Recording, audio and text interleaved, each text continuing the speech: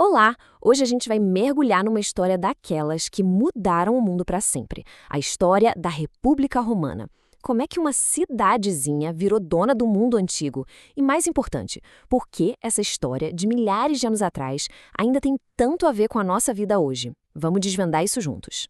Para começar, é só dar uma olhada ao redor. Sabe, quando alguém vê um monumento como o Arco do Triunfo, lá em Paris, aquilo ali é uma cópia, um design diretamente inspirado nos romanos. E isso não é coincidência, não. É a prova de uma influência tão, mas tão profunda que a gente muitas vezes nem percebe. E o que é mais fascinante é o tamanho desse legado. Não estamos falando só de prédios bonitos. O direito romano, por exemplo, é tipo o DNA de muitos sistemas de leis até hoje. O cristianismo, ele usou as estradas e toda a estrutura do império para se espalhar pelo mundo.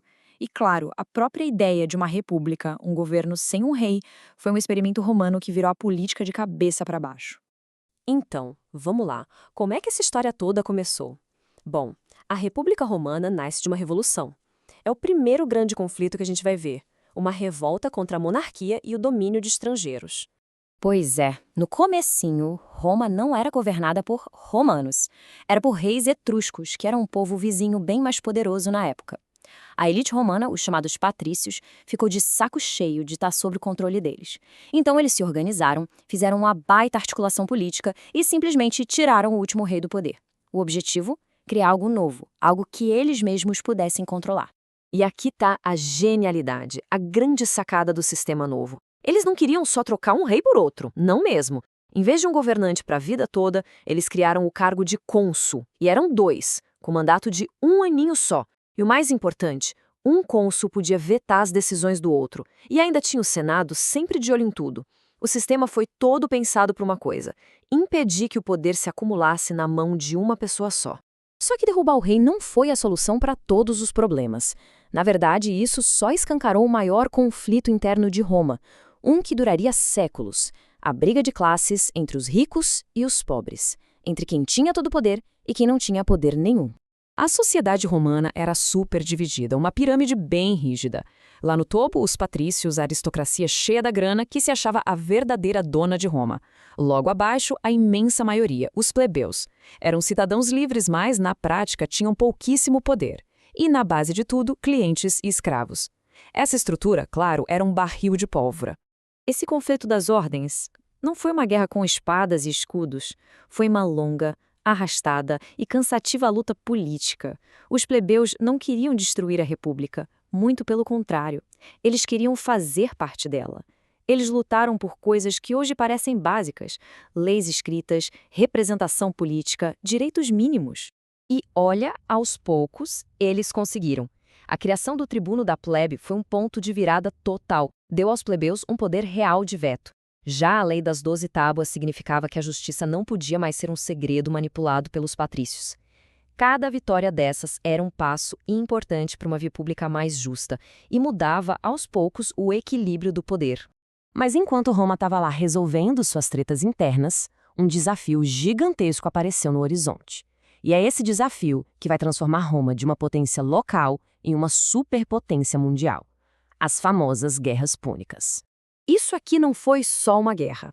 Foi uma série de 3 conflitos monumentais contra o seu maior rival, a cidade de Cartago. Na primeira, Roma, que era uma potência de terra, teve que aprender na marra a lutar no mar. Na segunda, eles enfrentaram um dos maiores gênios militares de todos os tempos, o Aníbal. E na terceira, eles não só venceram, eles varreram o inimigo do mapa. E o resultado da vitória foi absoluto. Com Cartago fora da jogada, Roma se tornou a dona incontestável do Mediterrâneo. Aquele mar, que antes era uma barreira, virou praticamente um lago romano, conectando um império gigantesco e suas rotas comerciais super lucrativas. Só que é aqui que a história ganha um tom meio trágico. Todo esse sucesso, toda essa expansão de Roma, acabou plantando as sementes da sua própria destruição. A conquista que tornou a República tão poderosa também seria a causa da sua queda. Então, o que aconteceu foi o seguinte: a conquista trouxe uma riqueza absurda, só que ela foi toda para o topo da pirâmide. A elite comprou terras gigantescas, os latifúndios, e botou escravos para trabalhar de graça. E o pequeno agricultor, aquele que era a base do exército romano, ele foi esmagado. Voltava da guerra, sem terra, sem emprego, e ia para a cidade, engrossando uma massa de gente pobre e revoltada. A crise era óbvia para todo mundo. A desigualdade estava destruindo a sociedade por dentro. A grande questão era: será que o sistema político conseguiria se consertar? Foi aí que dois irmãos apareceram, numa última e desesperada tentativa de salvar a República. A ideia dos irmãos Graco era radical, mas bem simples, na verdade.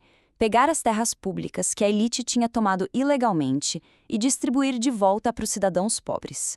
Era uma tentativa clara de reconstruir a classe de pequenos agricultores e diminuir a tensão social que estava prestes a explodir. A resposta da elite foi um péssimo sinal do que estava por vir. Em vez de debater, de negociar, eles partiram para a violência. Os dois irmãos Graco foram assassinados por grupos organizados por senadores. O recado foi bem claro. Reformas pacíficas? Esquece. A partir dali, a política em Roma seria decidida na base da força. O assassinato dos Graco foi como abrir a porteira para o ato final da República. Se os políticos não conseguiam mais resolver os problemas, talvez os generais conseguissem. O poder estava saindo do Senado e indo direto para o campo de batalha. E essa mudança aqui foi fundamental. O general Mário simplesmente transformou o exército. Deixou de ser um exército de cidadãos donos de terra para ser uma força profissional, de homens pobres que lutavam por um salário e pela promessa de ganhar terras do seu general. A lealdade deles não era mais a Roma, era o homem que os liderava. E isso, claro, criou verdadeiros exércitos particulares. O que veio depois foi quase um século de caos total. Guerra civil atrás de guerra civil. Generais poderosos, cada um com seu exército leal, lutando entre si pelo controle de Roma. O primeiro triunvirato, a ditadura de César, o assassinato dele, a guerra que veio depois, tudo isso era o som da República desmoronando. E no meio de todo esse caos, um vencedor emergiu: Otávio, o sobrinho neto de César. Ele derrotou todos os rivais e em 27 a.C., o Senado, já exausto e sem poder nenhum, deu a ele um poder que ninguém nunca teve. Ele recebeu o título de Augusto. A República, que durou 500 anos, tinha acabado. O Império Romano tinha começado. Isso tudo nos deixa com essa reflexão final, que dá o que pensar. A história da República Romana é um grande paradoxo, não é? Ela criou instituições geniais para evitar a tirania, mas foi a sua própria expansão e as desigualdades que ela gerou que levaram exatamente à tirania. É uma lição incrível sobre como o sucesso pode ser perigoso e sobre como as instituições políticas podem ser frágeis diante da ambição e da desigualdade.